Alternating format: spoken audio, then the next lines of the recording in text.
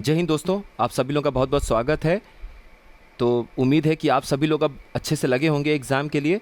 2 हफ्ता है अपने पास और इन 2 हफ्तों में आपको लड़ाई करनी है। कुछ मत सोचिए कि पेपर कैसा आएगा और क्या रिज़ल्ट होगा। अब उन सब चीज़ों से ऊपर उठ के सिर्फ 2 हफ्ता आपको अपनी पूरी ताकत के साथ पढ़ाई करनी है और वहाँ अपना बेस्ट देना है। इन 2 हफ्तों में भी बेस्ट देना है और वहाँ भी बेस्ट देना है। बस इतना सा भी सोचना है, इसके अलावा कुछ नहीं सोचना है।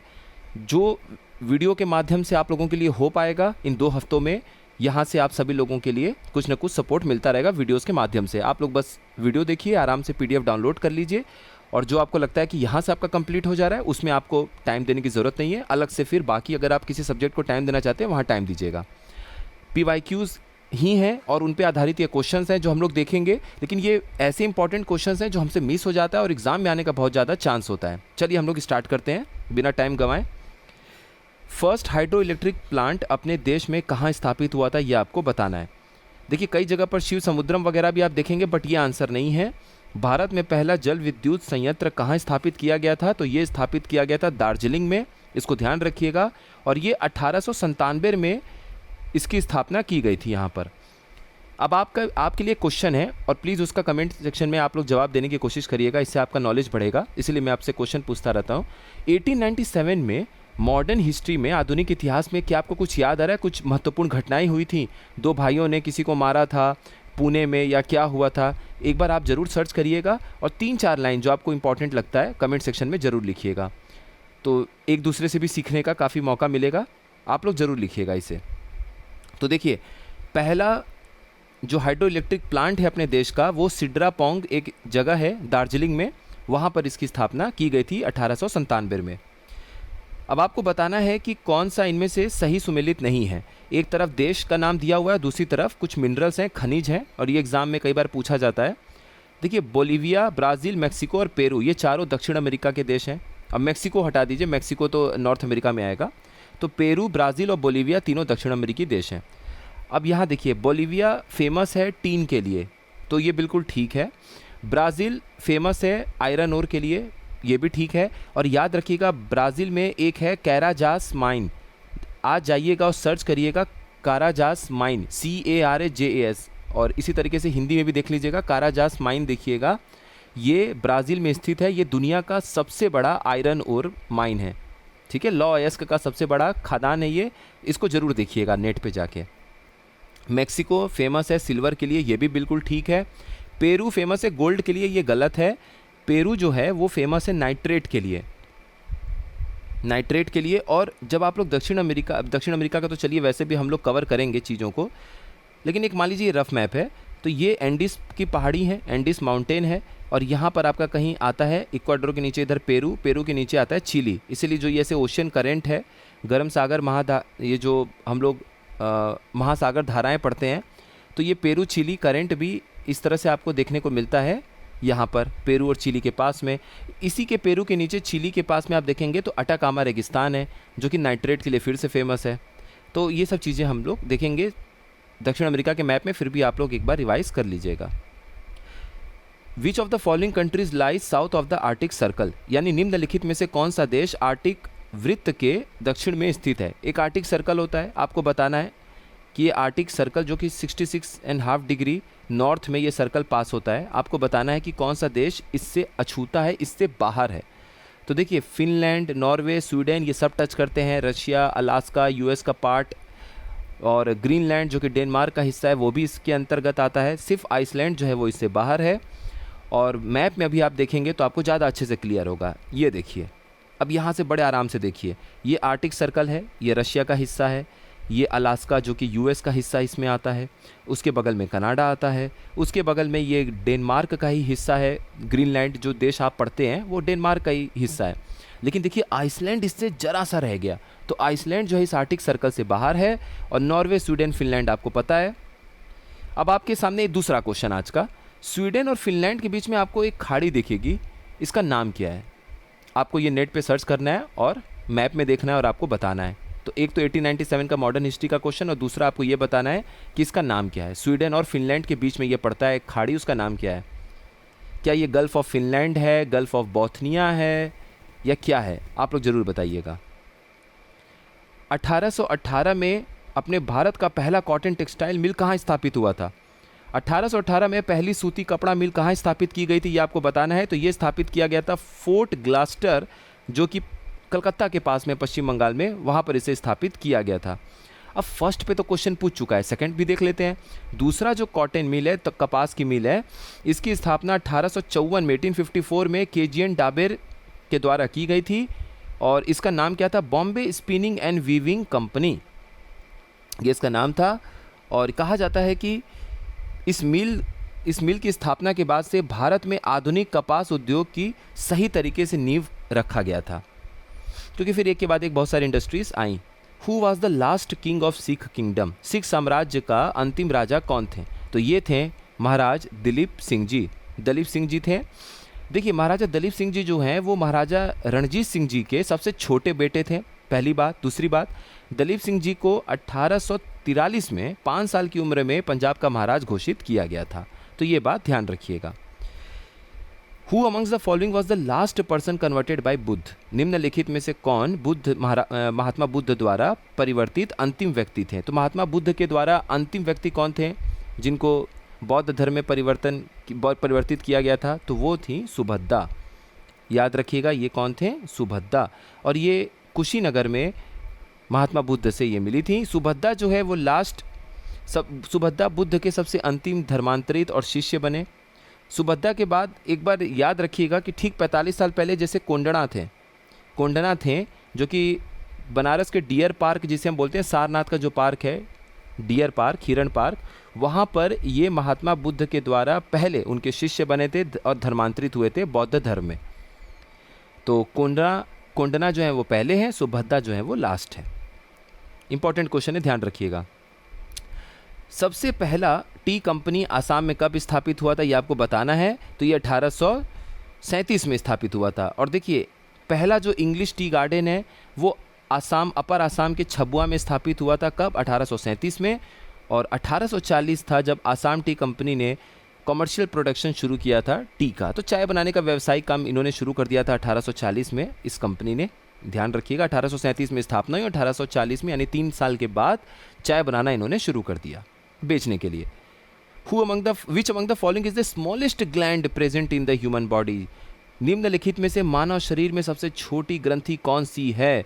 तो ये है पीनियल ग्लैंड। इसको ध्यान रखिएगा। और जो पीनियल ग्रंथि या पीनियल ग्लैंड है, इसे हम लोग थैलेमस भी बोलते हैं। ये अपने शरीर का सबसे छोटा एंडोक्राइन ग्लैंड है, यानी सबसे छोटी अंतःस्रावी ग्रंथि है। और ये ब्रेन के बीचों बीच, यानी कि मस्तिष्क के केंद्र में बिल्कुल बीचों बीच मौजूद होती है। इसका काम बहुत इंपॉर्टेंट है। इसका काम देखिए क्या है। पीनियल ग्लैंड का काम ये है कि जो भी ये लाइट और डार्क का साइकिल है, लाइट और डार्क का साइकिल का मतलब है ये जो प्रकाश आता है फिर अंधेरा आता है, ये जो चक्र है, दिन की रोशनी फिर अंधेरा रात, फिर दिन की रोशनी फिर रात, इसको ये पैटर्न पकड़ता है। और उसके हिसाब से ये मेलेटोनिन नाम का जो एंजाइम प्रोड्यूस करता है, मेलेटोनिन हार्मोन है, ये मेलेटोनिन हार्मोन को प्रोड्यूस करता है। क्योंकि अगर रात हो गया तो बोलेगा कि अच्छा दिन ख़त्म, रात हो गया, चलो मेलेटोनिन प्रोड्यूस कर दिया, अब आपको नींद आएगा अच्छा सा। इसीलिए जब हम रात में देर तक जगते हैं तो प्रॉब्लम क्या होता है कि हमारा यही पीनियल ग्लैंड देखता है कि अच्छा अभी तो अंधेरा हुआ नहीं है, तो अभी ज़्यादा मेलेटोनिन रिलीज़ करने का कोई मतलब है नहीं। तो इसीलिए जब आप 1 बजे 2 बजे 3 बजे 12 बजे कभी भी कितने भी देर अगर आप जगते हैं या हम लोग में से कोई जगता है, तो हमें वो रोशनी की वजह से पीनियल ग्लैंड उसको पकड़ता है, उन चीज़ों को समझता है और उस साइकिल में उसको डिस्टर्बेंस क्रिएट होता है। इसलिए ये जो मेलेटोनिन हार्मोन है ये नहीं प्रोड्यूस होता है। इसी की वजह से हमारी जो स्लीप साइकिल है, हमें नींद नहीं आती है और हमारा नींद डिस्टर्ब होता है, स्लीपिंग पैटर्न ख़राब होता है हमारा। इनमें से क्या प्रयोग में आता है बनाने के लिए सेफ्टी मैचेस, यानी कि माचिस के निर्माण के लिए निम्नलिखित में से किसका उपयोग किया जाता है? देखिए, ये है आपकी माचिस की डिब्बी और ये है माचिस की तिल्ली। तो ये माचिस की तिल्ली में जो आगे आप ब्लैक कलर का देखते हैं, ये होता है पोटेशियम क्लोरेट KClO4। और ये जिसके ऊपर आप ऐसे रगड़ते हैं, ये माचिस का वो हिस्सा है जहाँ डॉट डॉट डॉट ऐसे दाने दाने जैसे बने रहते हैं, इस पे ये माचिस की तिल्ली आप रगड़ते हैं और चिंगारी प्रोड्यूस होती है। तो ये पोटेशियम क्लोरेट है। ये जो ब्लैक कलर का हिस्सा माचिस की तिल्ली में आगे आप देखते हैं, वो पोटेशियम क्लोरेट होता है। और उस जिस सरफेस पे रगड़ते हैं आप, सतह पे रगड़ते हैं माचिस की डिब्बी के, वो आपका बना होता है रेड फॉस्फोरस से। ध्यान रखिएगा, किससे बना होता है? रेड फॉस्फोरस से। वाइट फॉस्फोरस से क्यों नहीं बना होता है? क्योंकि वाइट फॉस्फोरस बहुत ज़्यादा विषैला होता है, टॉक्सिक होता है, हमारे लिए बिल्कुल भी इस्तेमाल करने के लिए सही नहीं है। इसलिए वाइट फॉस्फोरस का प्रयोग चूहे मारने की दवा में किया जाता है। तो पहले के इस टाइम पे कुछ साल पहले क्वेश्चन ये आरओ में आ चुका है और पीसीएस में भी पूछे हुआ है इन्होंने, लेकिन मैक्सिमम इन्होंने आरओ में पूछा हुआ है कि जो चूहे बनाने की दवा है उसमें ये कौन सा फॉस्फोरस यूज़ होता है? ब्लैक, रेड, ऑरेंज, ग्रीन, ऐसे फॉस्फोरस का भी नाम दे देते हैं जो होता भी नहीं है। तो वाइट फॉस्फोरस का प्रयोग होता है, याद रखिएगा, क्योंकि वो इतना विषैला है कि हम उसे मारने के लिए प्रयोग करेंगे। और माचिस की तिल्ली, नहीं तो वाइट फॉस्फोरस अगर यूज़ कर लें, पता चला माचिस जलाया, इंसान ही ख़त्म। तो इसीलिए वाइट फॉस्फोरस का यूज़ नहीं होता है, ब्लैक फॉस्फोरस का यूज़ होता है। आगे देखते हैं। करनाल बंट एक तरह का रोग है फसल का, आपको बताना है कि किस तरह का ये फसल का रोग है, किस फसल का रोग है। तो करनाल बंट जो है वो गेहूं की फसल का रोग है। और गेहूं में भी हम बात करें तो क्या होता है, ये जो फंगस है कवक, ये कवक रोग है, फंगल डिजीज़ है, वही है करनाल बंट। गेहूं में आप देखेंगे पूरा फंगस लग जाता है, उसको ख़राब कर देता है फसल को, तो करनाल बंट वही रोग है। किन्होंने ये बात कहा था? The constituent assembly was the Congress and the Congress was India. किसने ये बात कहा था कि संविधान सभा कांग्रेस थी और कांग्रेस भारत थी? तो ये बात ग्रैनविल ऑस्टिन ने कहा था। ये बात याद रखिएगा। Granville Austin British constitutional expert हैं, ब्रिटेन के ये ब्रिटिश संवैधानिक विशेषज्ञ हैं, और इन्होंने कहा था कि constituent assembly was one party body in an essentially one party country, यानी संविधान सभा अनिवार्य रूप से एक दलीय देश में एक दलीय निकाय थी। क्योंकि संविधान सभा में उन्होंने देखा कि मैक्सिमम जो रिप्रेजेंटेटिव है उसमें मौजूद हैं वो अधिकतर लोग कांग्रेस से थे। तो उनको लगा कि अधिकतर लोग जो संविधान सभा में बैठे हैं, प्रतिनिधित्व कर रहे हैं, वो तो कांग्रेस से ही हैं, क्योंकि कांग्रेस में ही मैक्सिमम लीडर्स ही अपने लड़े हैं, तो दिखेंगे भी वही। तो इन्होंने अपने सोच के हिसाब से बोल दिया और लिख दिया, और क्वेश्चन एग्जाम में आ गया। देखिए ये भी इंपॉर्टेंट क्वेश्चन है। आपके सामने 4 महत्वपूर्ण संस्थाएं दी हुई हैं अपने देश की, और ये पूछा जा रहा है कि इनका स्थापना वर्ष कौन सा सही मिलान नहीं है। आपको बताना है कि कौन सा किस संस्था का जो स्थापना वर्ष है वो सही नहीं दिया हुआ है। तो सीबीआई 1963 में बनी थी, बिल्कुल ठीक। सेंट्रल विजिलेंस कमीशन यानी केंद्रीय सतर्कता आयोग 1964 में बना था, बिल्कुल ठीक। प्रिवेंशन ऑफ करप्शन एक्ट, भ्रष्टाचार निवारण अधिनियम 1985 में आया था, बिल्कुल ठीक। ये जो ईडी है, इन्फोर्समेंट डायरेक्टरेट, प्रवर्तन निदेशालय, ये 1996 में आया था, गलत। जब ये सब इतने पुराने हैं, इसकी भी ज़रूरत थी, तो ये 1956 में ही आ गया था, 1956 में, याद रखिएगा। The tenure of office of the Lokayukta of Uttar Pradesh is. फिलहाल के लिए इस क्वेश्चन को हम लोग बस केवल अभी देख लेते हैं, इस पर दोबारा से हम इस क्वेश्चन को दोबारा देखेंगे। कारण क्या है कि लोकायुक्त जो अपने उत्तर प्रदेश में है, उनका कार्यकाल निश्चित तौर पर 8 साल का था, लेकिन 2024 में पिछले साल एक बिल आया था, उत्तर प्रदेश लोकायुक्त और उप लोकायुक्त संशोधन अधिनियम करके था वो, उत्तर प्रदेश लोकपाल एंड उप लोकपाल अमेंडमेंट बिल 2024, इस तरह से कुछ बिल था। तो उसमें ये कहा जा रहा था कि इनकी उम्र 70 वर्ष या फिर 5 वर्ष का कार्यकाल, जो भी पहले हो जाएगा, इनका कार्यकाल पूरा हो जाएगा। तो एक बार उस चीज़ को हम लोग देख लेते हैं, उसको चीज़ कंफर्म करने के बाद कि क्या वो बिल पास हो के अधिनियम बन चुका है। अगर वो अधिनियम बन चुका है तब तो इसका आंसर हो जाएगा 5 ईयर्स। अगर वो सिर्फ बिल रह गया, अभी अधिनियम नहीं बनाए, तो इसका आंसर हो जाएगा 8 ईयर्स। तो एक बार उसको देख के, तथ्य को दोबारा से चेक करके, क्रॉस चेक करके फिर आप लोगों को बताते हैं। फिलहाल के लिए इस क्वेश्चन को रुकिएगा। How many times president rule have been imposed in Uttar Pradesh. Uttar Pradesh में कितनी बार राष्ट्रपति शासन लगाया गया है? तो 10 बार लगाया गया है। याद करना कठिन नहीं है, कहते हैं ना किसी काम को भी कि 10 बार काम कर लो, तो 10 बार लगाया गया है, बस यही अपना आंसर है। Which is the second highest literate district of Uttar Pradesh. Uttar Pradesh का दूसरा सर्वाधिक साक्षर जिला कौन सा है? देखिए, पहले नंबर पे क्या है? गौतम बुद्ध नगर है। 80% के आसपास जो आबादी है, 80 पॉइंट समथिंग % है, वो लिटरेट है, साक्षर है वहाँ पे। उसके बाद ये जो ऑप्शन अरेंज किया गया है, यही रैंक है। दूसरे नंबर पे कानपुर नगर, तीसरे नंबर पे औरैया, चौथे नंबर पे इटावा, 5वें नंबर पे गाज़ियाबाद। तो यही सीक्वेंस है। 80.12% गौतम बुद्ध नगर में लोग पढ़े लिखे हैं, साक्षर हैं। सेकंड नंबर पे कानपुर है, थर्ड पे औरैया है, चौथे पे इटावा है, 5वें पे गाज़ियाबाद है। किस वर्ष भारतेंदु नाट्य अकेडमी की स्थापना की गई थी? तो भारतेंदु नाट्य अकेडमी 1975 में स्थापित किया गया था, और भारतेंदु हरिश्चंद्र जी थे, उन्हीं की स्मृति में 1975 में लखनऊ में भारतेंदु नाट्य अकेडमी की स्थापना की गई थी। आधुनिक जो हिंदी नाटक हैं उसके ये जनक कहे जाते हैं, father of modern Hindi drama के जनक कहे जाते हैं भारतेंदु हरिश्चंद्र जी। उन्हीं की स्मृति में भारतेंदु नाट्य अकेडमी की स्थापना 1975 में लखनऊ में की गई थी। ये देखिए, ये क्वेश्चन इंपॉर्टेंट लग रहा है, क्यों? क्योंकि अभी आप लोगों को बताते हैं। In which of the following places Mudiya Purnima mela is organized? निम्नलिखित में से किस स्थान पर मुड़िया पूर्णिमा मेला का आयोजन किया गया था या किया जाता है? देखिए, मथुरा के बगल में जो गोवर्धन पर्वत है, श्री गोवर्धन पर्वत जी, और वहाँ मंदिर भी है। गोवर्धन पर्वत जी का एक हिस्सा भी वहाँ पे रखा हुआ है, तो वहाँ पूजा अर्चना होता है।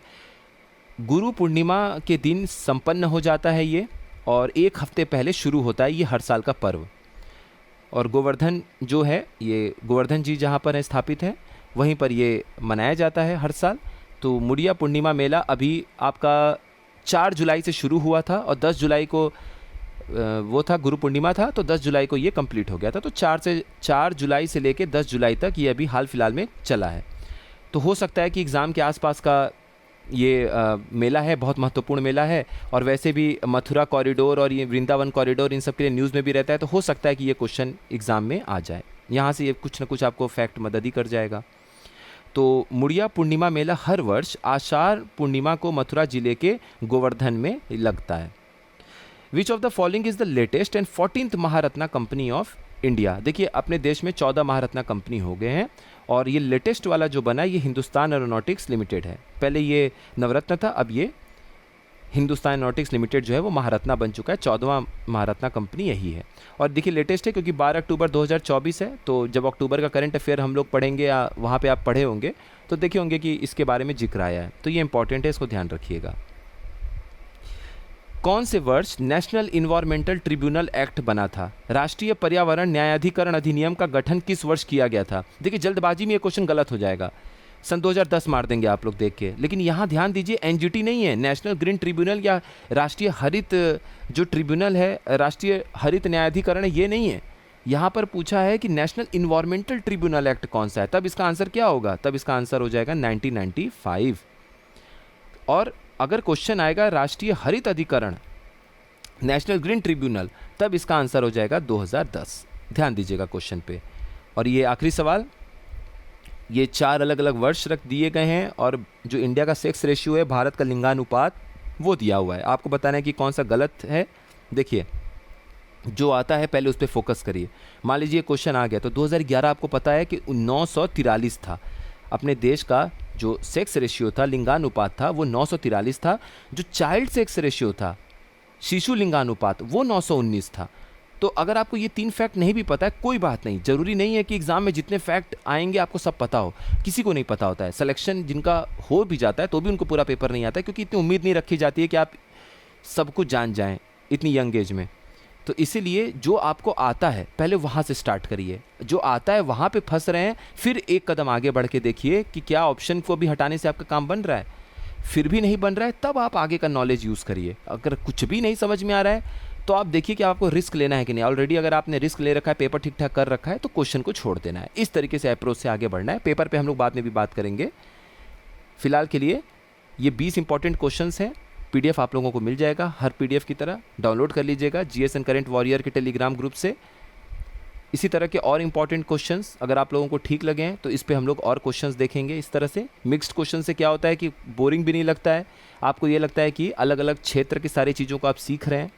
बाकी एक वीडियो प्रॉपर साइंस का आएगा एमसीक्यू का, जिसमें हम लोग केमिस्ट्री, बायोलॉजी और फिजिक्स के इंपॉर्टेंट क्वेश्चंस देखेंगे। एक आना है आपका वर्ल्ड ज्योग्राफी और इंडियन ज्योग्राफी के लिए, पर्टिकुलर वीडियो रहेगा। बाकी हम लोग इस तरह से करते रहेंगे, कोई दिक्कत नहीं है। आप सभी लोगों का बहुत बहुत धन्यवाद।